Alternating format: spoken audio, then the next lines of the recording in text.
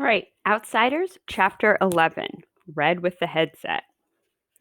I had to stay in bed a whole week after that, and that bugged me. I'm not the kind that can lie around and look at the ceiling all the time. I read a lot and drew pictures. One day, I started flipping through one of Soda's old yearbooks and came across a picture that seemed vaguely familiar. Not even when I read the name Robert Sheldon did it hit me who it was. And then I finally realized it was Bob. I took a good long look at it.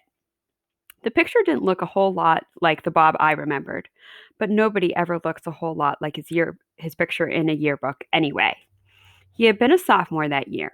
That would make him 18 when he died. Yeah, he was good looking even then, with a grin that reminded me of Soda's, a kind of reckless grin. He had been a handsome boy with black hair and dark eyes. Maybe brown like Soda's, maybe dark blue like the Shepherd boys. Maybe he'd had black eyes like Johnny. I had never actually given Bob much thought. I hadn't had time to think about him. But that day I wondered about him. What was he like? I knew he had to pick fights. I knew he liked to pick fights and had the usual social belief that living on the West Side made you Mr. Super Tough.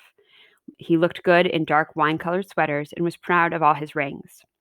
But what about the Bob Sheldon that Cherry Valance knew? She was a smart girl. She didn't like him just because he was good looking. Sweet and friendly, stands out from a crowd. That's what she had said. A real person, the best buddy a guy ever had, kept trying to make somebody stop him. Randy had told me that. Did he have a little brother who idolized him, or a big brother who kept bugging him to be less wild? His parents let him run wild. Was that because they loved him too much or too little? Did they hate us now? I hoped they hated us. They weren't full of that pity the victims of the environment junk the social workers kept handing Curly Shepherd every time he got sent off to reform school. I'd rather have anybody's hate than their pity. But then maybe they understood, like Cherry Valance. I looked at Bob's picture and I could begin to see the person we had killed, a reckless, hot tempered boy, cocky and scared stiff at the same time. So this is, oops, sorry, Outsiders Chapter 11. This is an aha moment for Ponyboy where he finally realizes that Bob was more than just a Soch. Everyone had been telling him that, but this is when he finally realizes that himself and internalizes what Cherry and Randy have been telling him. So then you want to stop and ask, how might this change things? After you ask that, here's some information about that, and we'll continue reading. Ponyboy, yeah? I didn't look up. I thought it was the doctor. He'd been coming over to see me almost every day, although he didn't do much except just talk to me.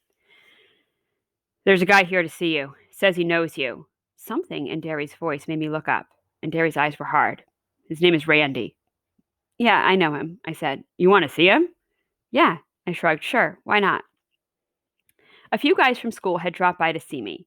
I have quite a few friends at school, even if I am younger than most of them and don't talk much. But that's what they are, school friends, not buddies. I had been glad to see them, but it bothered me because we live in a kind of lousy neighborhood and our house isn't real great. It's run down looking and everything, and the inside is kind of poor looking too. Even though for a bunch of boys, we do a pretty good job of house cleaning. Most of my friends at school come from good homes. Not filthy rich like the Soches, but middle class anyway. It was a funny thing. It bugged me about my friends seeing our house, but I couldn't have cared less about what Randy thought. Hi, Ponyboy. Randy looked uncomfortable standing in the doorway. Hi, Randy, I said. Have a seat if you can find one. Books were lying all over everything. He pushed a couple off a chair and sat down. How are you feeling? Cherry told me that your name was in the school bulletin. I'm okay. You can't really miss my name on any kind of bulletin. He still looked uncomfortable, although he tried to smile. Want to smoke? I offered him a cigarette, but he shook his head.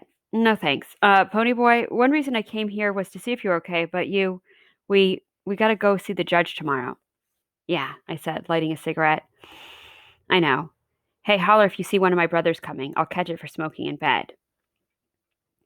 My dad says for me to tell the truth and nobody can get hurt. He's kind of upset about all this. I mean, my dad's a good guy and everything, better than most. I kind of let him down, being mixed up in all of this.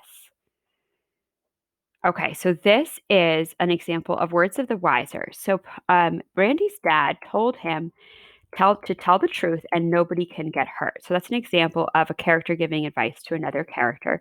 So you want to stop and ask, What is the life lesson and how might that affect the character? And you can answer that about either how it might affect Randy or how it might affect Ponyboy, because Randy is sharing his father's advice with Ponyboy, so essentially giving the same advice to Ponyboy. After you've answered it, here's some things to consider, and we'll keep reading. I just looked at Randy. That was the dumbest remark I had ever heard anyone make. He thought he was mixed up in this. He didn't kill anyone. He didn't get his head busted in a rumble. It wasn't his buddy that was shot down under a streetlight. Besides, what did he have to lose? His old man was rich, and he could pay whatever fine there was for being drunk and picking a fight. I wouldn't mind getting fined, Randy said, but I feel lousy about my dad. It's the first time I've ever felt anything in a long time. The only thing I'd felt in a long time was being scared stiff. I'd put off thinking about the judge and hearing for as long as I could. Soda and Derry didn't like to talk about it either, so we were all silently counting off the days while I was sick, counting the days that we had left together. But Randy was sticking solidly to the subject, and it was impossible to think about anything else right now. My cigarette started trembling. I guess your folks feel kind of awful about this too? My parents are dead. I live here just with Derry and Soda, my brothers. I took a long drag on my cigarette. And that's what's worrying me. If the judge decides that Derry isn't a good guardian or something, I'm liable to get stuck at a home somewhere. And that's the rotten part of this deal. Derry is a good guardian. He makes me study and he knows where I am and who I'm with all the time. I mean, we don't get along so great sometimes, but he keeps me out of trouble, or he did. My father didn't even yell at me as much as Derry does. I didn't know that. Randy looked worried. He really did. A Soch worried because some greaser kid was on his way to a foster home or something. That was really funny. I don't mean funny. You know what I mean. Listen to me, Pony. You didn't do anything. It was your friend Johnny who had the knife. I had it. I stopped him. Randy was looking at me strangely. I had the knife. I killed Bob. Randy shook his head. I saw it. You were almost drowned. It was that black-headed guy that had the switchblade. Bob scared him into doing it. I saw it. I was confused. I killed him. I had a switchblade and I was scared they were going to beat me up. No, kid. It was your friend, the one who died in the hospital. Johnny's not dead. My voice was shaking. Johnny's not dead. Hey, Randy. Derry stuck his head in the door. I think you'd better go now. Sure, Randy said. He was still looking at me kind of funny. See you around, Pony. Don't ever say anything to him about Johnny, I heard Derry say in a low voice as they went out. He's still pretty racked up mentally and emotionally. The doc said he'd get over it if we give him time.